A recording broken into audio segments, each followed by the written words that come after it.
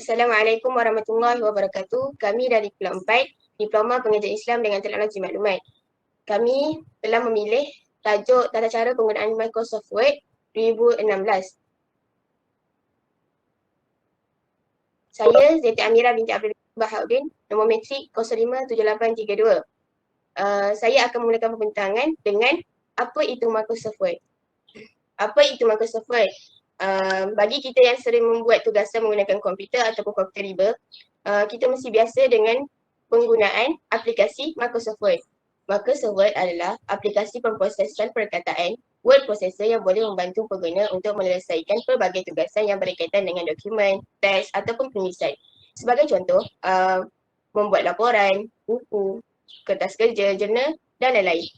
Dalam definisi lain, Microsoft Word ni adalah edisi yang berfungsi untuk mencipta, mengedit, memformat data dalam bentuk dokumen yang mana hasilnya boleh disimpan dalam bentuk soft copy iaitu file ataupun hard copy iaitu hasil cetakan. Microsoft Word juga mempunyai pelbagai ciri yang boleh membantu keperluan penggunanya, iaitu selain daripada memasukkan huruf dan nombor, Word juga menyokong pengguna penggunaan imej, jadual, seni, perkataan, penomboran halaman dan pelbagai format fail keluaran daripada format teks hinggalah PDF. Saya Anismara binti Muhammad Azmi, nombor metrik 0588 akan menyambung pembentangan tentang fungsi Microsoft Word. Fungsi utama Microsoft Word ini terbahagi pada dua bahagian. Bahagian pertama ialah untuk pembuatan dokumen. Untuk pembuatan dokumen ini seperti melakukan surat, kertas kerja, laporan, jurnal atau teks lain. Selain itu, fungsi utama dia juga adalah untuk pengeditan dokumen. Sebagai contoh, untuk penjajaran artikel, penomboran atau ejaan spelling. Selain itu, untuk alat keluaran dokumen seperti untuk mencetak sesuatu dokumen daripada tugas sekolah atau sebagainya untuk memudahkan belajar. Selain itu, untuk memformat dan menyimpan dokumen. Memformat dan menyimpan dokumen ni untuk melakukan macam sesuatu teks, kita ambil huruf yang kecil, lepas tu kita nak tebalkan dia atau bolkan dia, lepas tu kita ataupun miringkan dia atau membuat garis di bahagian bawah. Okey, fungsi yang paling last ialah sebagai alat kolaborasi. Okey, dengan menggunakan Microsoft Word, kita boleh menggunakan dalam editnya dengan serentak. Okey, terima kasih. Saya Nur Hadinah Bazila binti Muhammad Rusli, nombor metrik 058587 akan membentangkan kelebihan Microsoft Word. Satu, memudahkan pengguna memproses data perkataan. Microsoft Word ialah salah satu program pemprosesan data yang paling banyak digunakan dan mudah dicari. Malah, program yang satu ini boleh dipasang sama ada pada PC atau peranti telefon pintar. Tidak hairanlah anda akan mendapati lebih mudah untuk memproses data atau menyimpan data yang mengandungi perkataan di mana-mana sahaja. Lebih-lebih lagi, kini terdapat banyak aplikasi berasaskan Microsoft Word yang telah dibangunkan untuk pengguna Android dan iOS. Nombor 2, dapat meminimumkan kesilapan penulisan. Sebelum penggunaan aplikasi pemprosesan kata, manusia menggunakan mesin type atau tulisan tangan sebagai media penulisan. Perkara yang sukar ialah apabila kita mengeja sesuatu yang salah dan tidak dapat memadam atau menulis semula teks tersebut. Ini berbeza dengan aplikasi pemprosesan kata seperti Word. Jika tersalah perkataan, kita boleh segera memadamnya sebelum dicetak dalam bentuk hard copy atau print. Nombor 3, penggunaan lebih fleksibel. Ini sudah tentu akan memudahkan kita memproses data perkataan menjadi data dengan format yang berbeza. Sudah tentu salah satu faedah menggunakan Microsoft Word ialah ia menjadikan kerja lebih mudah dan menjimatkan masa. Microsoft Word memastikan setiap perkataan yang di-type adalah perkataan yang betul. Jika perkataan yang di-type tidak sepadan atau perkataan standard yang sepatutnya, Microsoft Word akan menggariskan perkataan dengan garis merah. Sudah tentu, ciri yang satu ini akan sangat membantu mereka yang sering menaik perkataan dalam bahasa Inggeris. Jadi tidak hairanlah hampir 90% orang lebih suka menggunakan Microsoft Word untuk memproses data perkataan. Nombor 4, mempunyai ikon button yang mudah digunakan. Kita boleh melihat perwakilan setiap fungsi yang ditawarkan oleh Microsoft Word. Cara menggunakannya agak mudah. Kita hanya perlu memilih ikon yang sepadan dengan arahan yang dikehendaki. Bismillahirrahmanirrahim. Nama Ainur Mardia binti Azami, nombor metrik 057823. Jadi saya akan teruskan dengan 10 kegunaan Microsoft Word. Pada dasarnya Microsoft Word ni tidak di-hidekan untuk ada 10 je, dia ada banyak lagi. Ini antara kegunaan dia. So yang pertama adalah membuat surat. Officer, student, lecturer, cikgu-cikgu selalu akan gunakan Microsoft Word ni untuk buat surat rasmi ataupun tidak. Yang kedua, membuat kalender. Jadi kalau nak buat kalender, tapak dia tak payah buat. Dah ada dah dekat Microsoft Word. Boleh ambil tema foto by bulan ataupun tahunan. Okay. Yang ketiga, membuat browser. Browser ni basically dia macam flyers yang kita lipat 3 tu. Tengoklah design macam ni. Kebiasaannya sekolah ataupun restoran guna flyers macam ni. Nak tema apa dia ada dekat dalam Word ni. Yang keempat, membuat sijil. Selalunya cikgu-cikgu ataupun pihak mana-mana yang mengadakan program, dia akan buat sijil gunakan Word ni. Tapak sijil tu pun dah diberi dekat, pergi dekat file menu, pergi dekat file. Yang kelima, membuat laporan. Selalunya student ataupun setiausaha sesuatu program akan buat laporan hasil aktiviti, berita, lawatan dan lain-lain. So kalau gunakan Word ni lagi mudah dan senang untuk mereka untuk membuat laporan. Yang keenam, membuat undangan. Jadi orang-orang yang selalu design tak payah nak buka apps lain. Diorang boleh guna edit, reka bentuk semua dekat Microsoft Word sahaja. Jadi dia mudah memudahkan designer tu. Selalunya orang buat undangan untuk perkahwinan ataupun pertunangan dan lain-lain.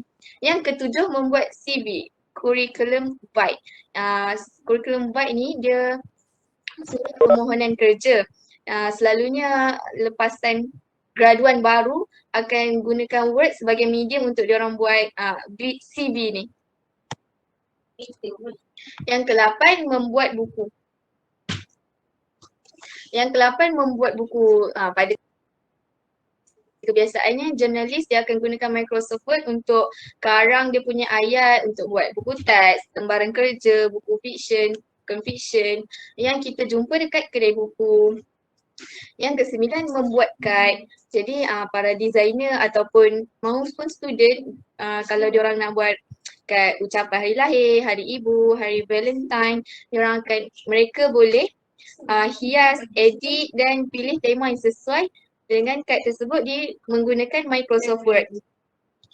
Tema dalam Microsoft Word ni semua dah disediakan di file menu, di menu file. Yang ke-10, membuat akhbar. Jadi akhbar ni newspaper dia ada 3 pilihan reka bentuk, klasik, moden dan gaya hidup.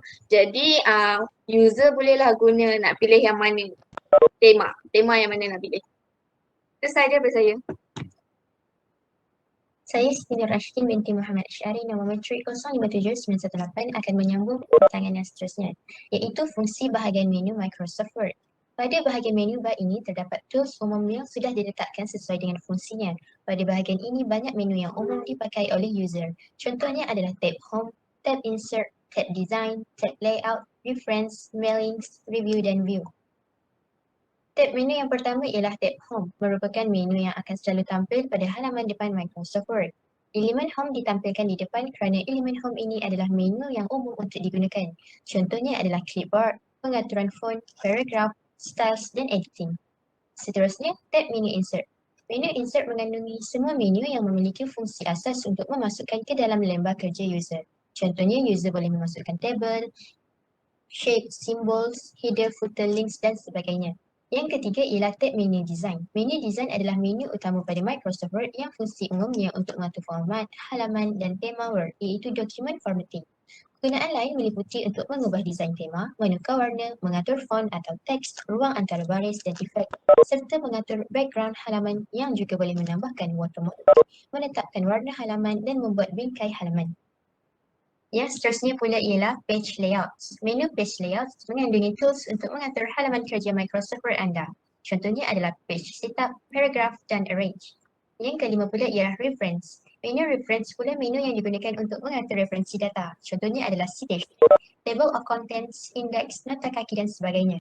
Yang keenam pula mailings. Pada tab atau menu mailings mempunyai semua menu mengenai email. Contohnya adalah teks pada envelope, membuat label dan semua perkara yang berkaitan dengan email.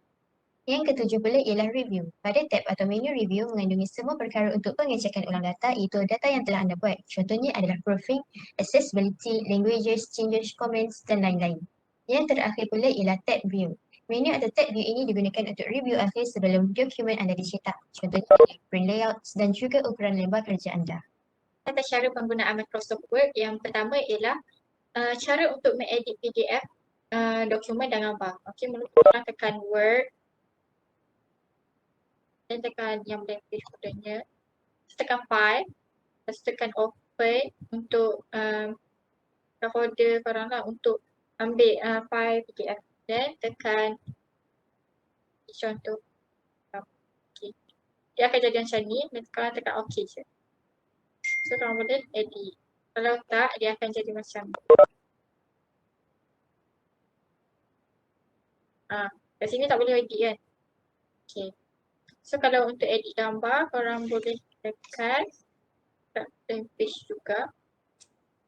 Tekan file tadi. Ini untuk ini gambar. Dia akan tekan OK. So boleh baru export gambar ni. Okay, kalau korang nak tambah, macam saja. Okay. Ini untuk edit PDF. Okay, next kita akan poin seterusnya kita untuk susun tarikh atau nombor. Okay, mula-mula tekan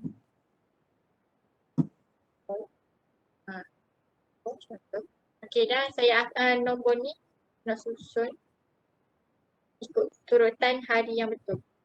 So tekan PZ. By date. Okay. Kegunaan untuk ni, kelebihan dia akan memudahkan pengguna dalam mencatat sesuatu yang penting lah yang memerlukan tarikh atau satu bilangan. Contohnya kalau nak catat hutang atau invoice atau keluar masuk duit. Keluar masuk duit. Okay. Tips yang seterusnya ialah autocorrect. Pengguna perlu membuka file, kemudian tekan options, pilih proofing dan tekan autocorrect options. Tips ini dapat memudahkan pengguna apabila ingin menaip dalam bentuk short form, hanya perlu mengetik butang enter dan perkataan tersebut akan berubah menjadi ejaan yang betul. Saya akan tunjukkan caranya. Caranya ialah pengguna perlu membuka file, tekan options, pilih proofing dan tekan autocorrect options. Antara perkataan yang sering kita tulis dalam bentuk short form ialah perkataan yang, di mana kita menulis dengan dua huruf iaitu YJ.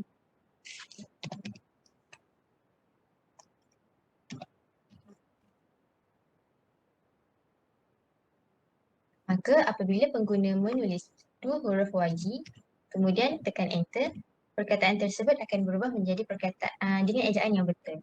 Tips yang keempat pula ialah memadam tulisan dengan cepat. Pengguna hanya perlu menekan butang Ctrl dan tekan backspace atau delete. Ini dapat memadam satu perkataan serentak bukan satu huruf. Caranya ialah pengguna hanya perlu menekan butang Ctrl dan butang backspace. Ini dapat menjimatkan masa pengguna untuk memadam sebahagian teks yang banyak. Tips yang kelima, bina jadual. Okey, macam kita tahu kalau kita nak bina jadual, kita akan tekan insert dan tekan table ni kan. Tapi kalau nak lagi mudah dan cepat, korang kena tekan ni keyboard, shift, tambah and then buat yang tolak-tolak ni adalah luas kotak korang yang akan korang buat tu. Contoh kan. Okay, so ni ada satu kotak je. Tambah sikit lah. Kita buat banyak and then berakhir dengan tambah, tekan enter. Jadi lah. So akan 2 kotak. Macam ni tadi kalau tak tambah macam tu lah. Ruang dalam kotak bergantung pada bilangan yang ni korang buat tu macam ni. Okey, tips ke-6, mengalir air ke kanan ataupun ke kiri. Okey. Sebagai contoh kita buka Word. Saya suka makan ayam goreng. So kan dia berada di belah kanan kan Word. So kalau kita nak gerakkan ke kiri, kita just tekan Control dan Shift. So kalau nak ke kanan kan, tekan Control Shift. So dia ke kanan. Okey, betul ada bonus. Kalau korang tekan Control E, dia akan ke tengah secara automatik. Contoh, tekan tepi balik, Control E. So yang ni biasanya ke tengah ni dia akan tulis tajuk. Kalau ke kanan biasanya letak alamat untuk surat menyurat. Kalau letak ke kiri dia akan buat yang biasa. Terima kasih. Tips yang ke-7 ialah border dan shading. Border dan shading ini digunakan untuk menyertakan bingkai untuk teks atau perenggan yang telah ditaip. Manakala shading digunakan untuk memberikan warna latar belakang teks atau perenggan yang ditaip. Jadi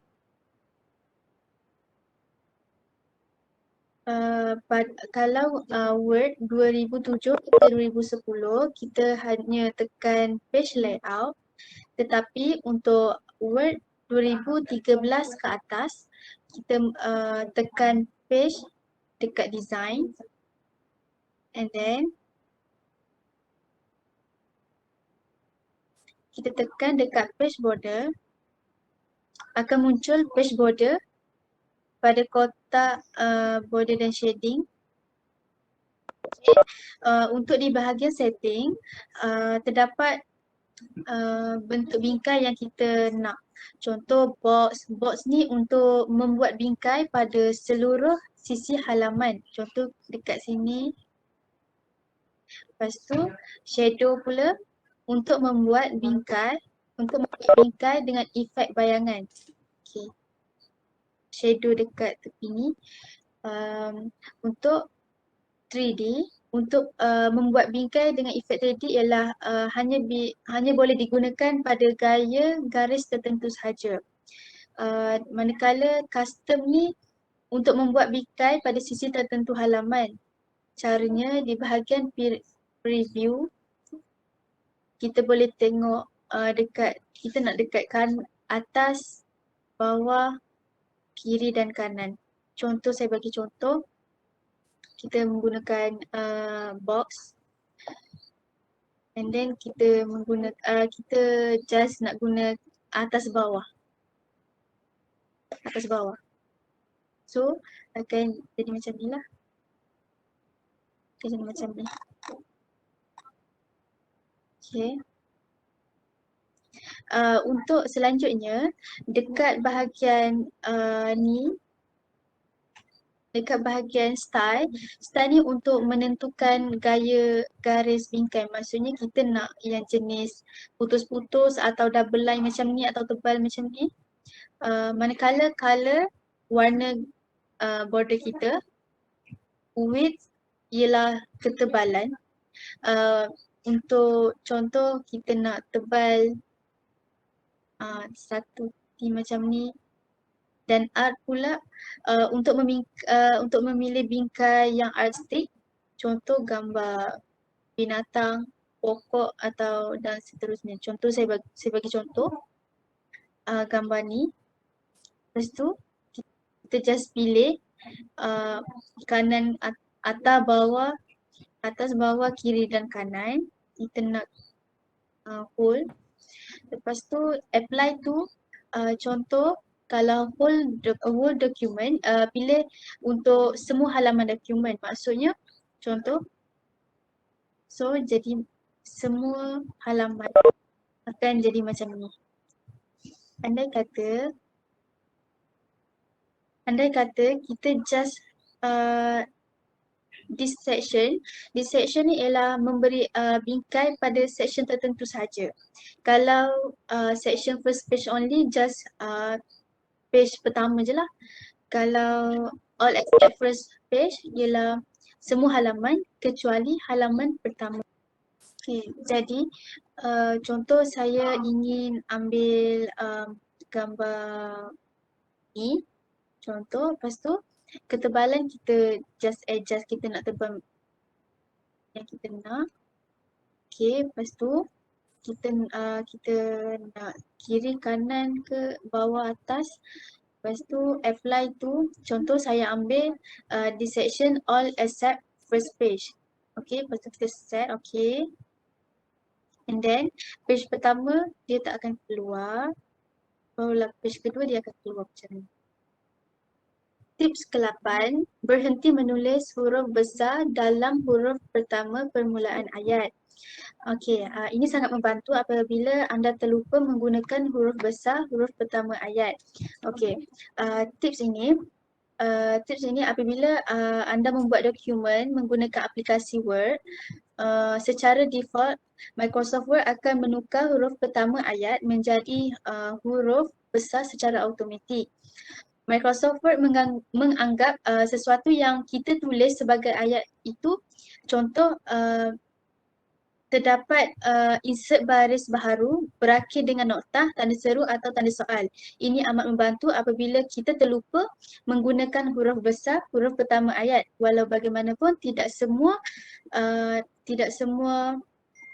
dokumen yang dibuat akan mengikut pola ini, terutamanya yang berkaitan dengan dokumen teknikal, contohnya dokumen yang membincangkan program dan sebagainya. Okey, contoh, kita klik pada file dan kita tekan di options, akan keluar page macam ni. So kita tekan proofing dan klik pada auto correct options. Then kita akan jumpa capitalize first letter of sentences. So kita antik dia. Kita just okay. Contoh saya buat ayat, saya suka makan.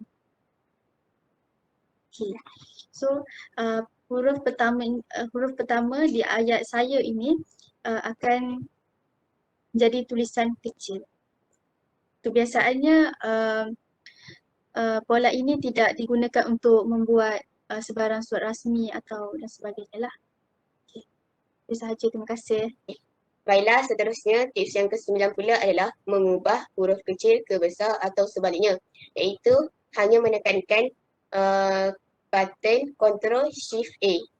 Iaitu ketika kita membuat dokumen teks dengan Microsoft Word, terkadang kita perlu mengubah teks ke huruf besar semuanya, iaitu uppercase. Seperti menulis dokumen untuk pendaftaran. Jadi sebagai contoh, kita select perkataan ataupun ayat yang kita mahu jadikan huruf besar. Tekan Ctrl Shift A dan menjadi huruf besar. Dan mahukan kembali kepada huruf kecil, tekan Ctrl Shift A juga. Yang terakhir, iaitu tips yang ke-10 pula adalah mengubah saiz tulisan dengan cepat, iaitu menekan Ctrl dan bracket.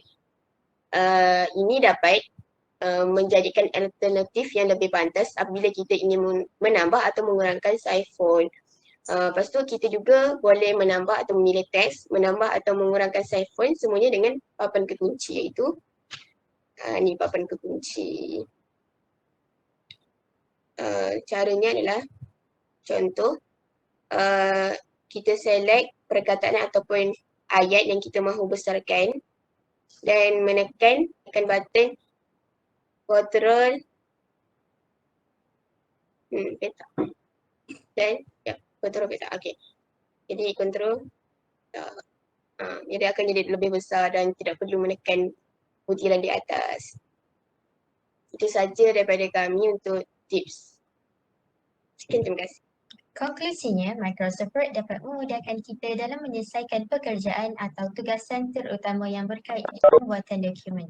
Justru banyak tips yang dapat diaplikasikan oleh pengguna semasa menggunakan Microsoft Word seperti mana yang telah diberitahu sebentar tadi agar menjadi lebih efektif dan produktif. Semoga tips tersebut bermanfaat kepada anda semua. Sekian, terima kasih.